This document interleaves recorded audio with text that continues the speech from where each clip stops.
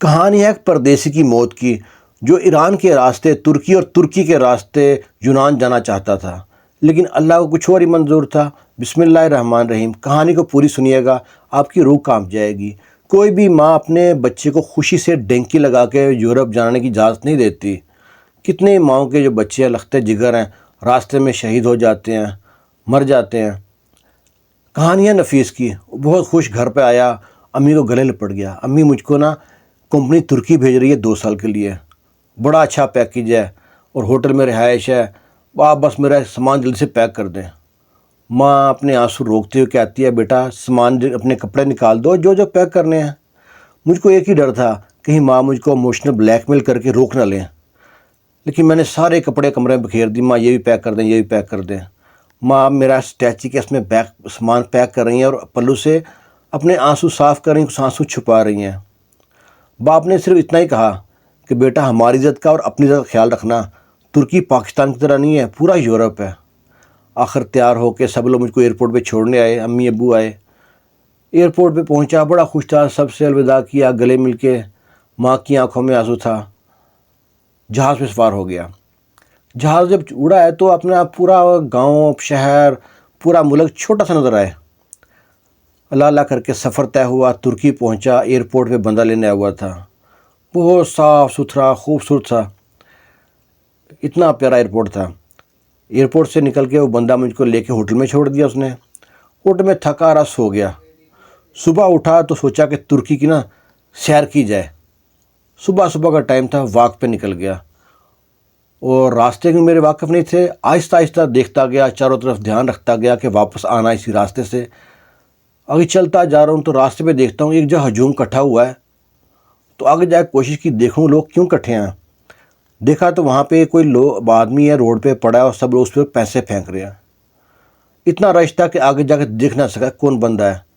میں چل پڑا، جب ایک دم میرا دھیان اس کے چپل پہ پڑا کہ جوتا جو پاکستانی پہنا ہوا ہے، تو لوگوں کو چیرتا ہوا اندر پہنچ گیا۔ دیکھا تو وہاں پہ ایک پاکستانی کی لاش پڑی ہے اور لوگ اس پہ پیسے پھینک رہے ہیں، شاید اس کے جنازے کا بندوبست کرنے کے لیے، لاوارث سمجھ کے۔ میں نے اس بندے کو دیکھا اور لوگوں کو منع کیا، خبردار پیسے مت پھینکو، یہ لاوارث نہیں ہے، میرا بھائی ہے۔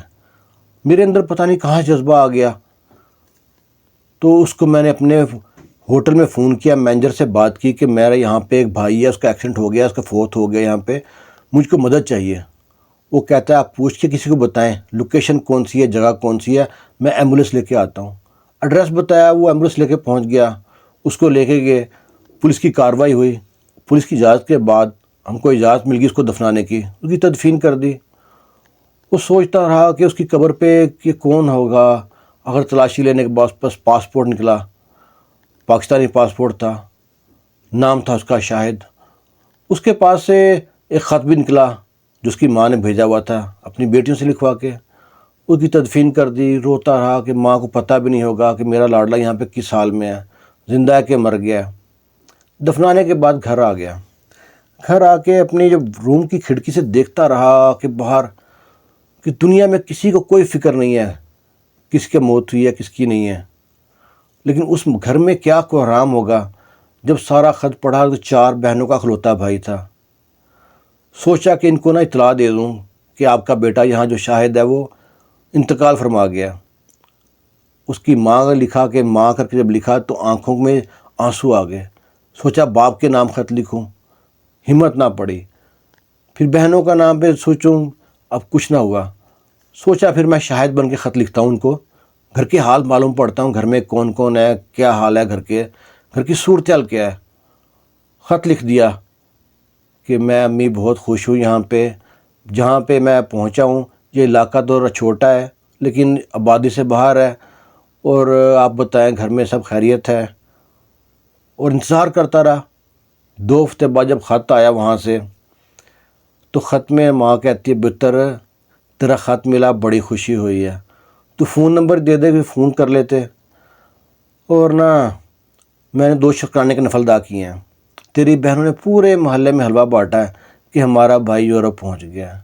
انہیں کیا پتہ تھا کہ بھائی تو زمین کے اندر ہے، قبر میں پڑا ہے۔ ماں کہتی ہے پتر تیری پھوپھے سے 2 مہینے کا ٹائم لیا ہے، وہ کہتی ہے اب بیاہ میں کالی کرنی ہے۔ میں نے کہا پتر میرا ابھی باہر گیا ہے، کچھ 4 پیسے جمع کر لے پھر بیاہ کروں گی۔ شکر ہے تیری پھپھو نے ٹائم دے دیا ہے۔ اور جس سے پیسے لیے تھے نا کالو سے، وہ آئے دن گھر پہ چکر لگاتا ہے۔ بیٹیوں والا گھر ہے، ڈر لگتا ہے اس کے پیسے نہ جلدی لوٹا دے، اس کے منہ پہ ماروں گی اس کے 80,000۔ تیری چھوٹی بہن ہے، وہ کہتی ہے میں بھائی کا سہارا بنوں گی، میں ٹیچنگ کروں گی۔ اور سب سے چھوٹی بہن کہتی ہے مجھ کو نا وہ باربی ڈول والی گھڑی چاہیے۔ اور فرمائشیں لکھی، ابا تیرا تو کو بڑا یاد کرتا ہے، وہ بس تیری تصویر لے کر نا اس کو دیکھتا رہتا ہے، کبھی چونگتا ہے، کبھی سائڈ پہ رکھ دیتا ہے۔